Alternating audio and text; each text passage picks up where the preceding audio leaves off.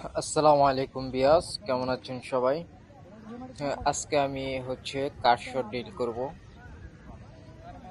আর একজন ব্যাটসম্যানের কাট শট ড্রিলটা খুবই ইম্পর্টেন্ট, কারণ একজন ব্যাটসম্যান যদি কাট শট ভালোভাবে করতে না পারে, ওই ব্যাটসম্যান ম্যাচের মধ্যে বড় একটা স্কোর করতে পারবে না।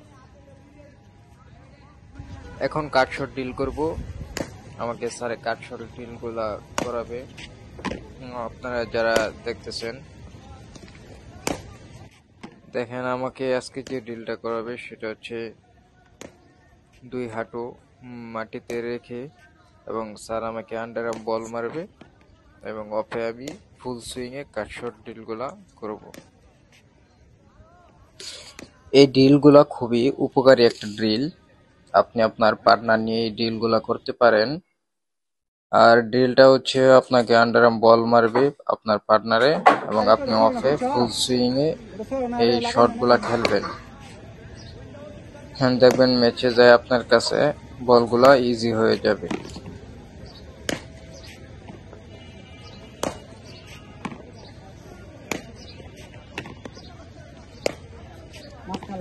এই কাট শটটা হচ্ছে একজন ব্যাটসম্যানের জন্য খুবই গুরুত্বপূর্ণ একটা শট।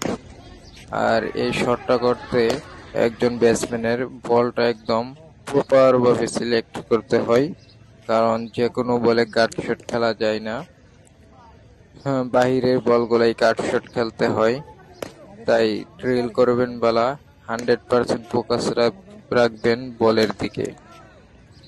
আর আপনারা যারা এই ধরনের ক্রিকেট টিপস সম্পর্কে ভিডিও পেতে চান, অবশ্যই মাহফুজ 32 ইউটিউব চ্যানেলের সাথে থাকবেন।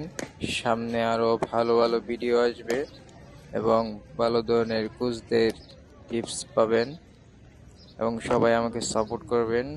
আর কি কোন জেলা থেকে দেখছেন, কোথায় থেকে দেখছেন, অবশ্যই কমেন্ট করে জানাবেন।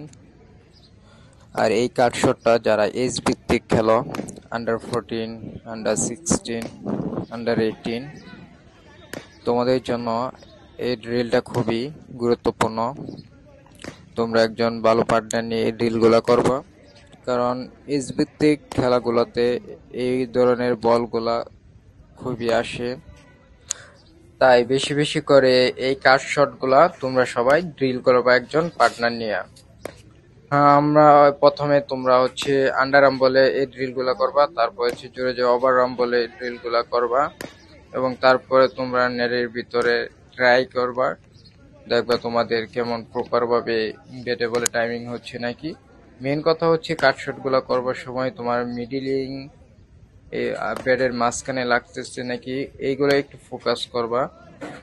তাহলেই তোমার ইমপ্রুভটা আসবে।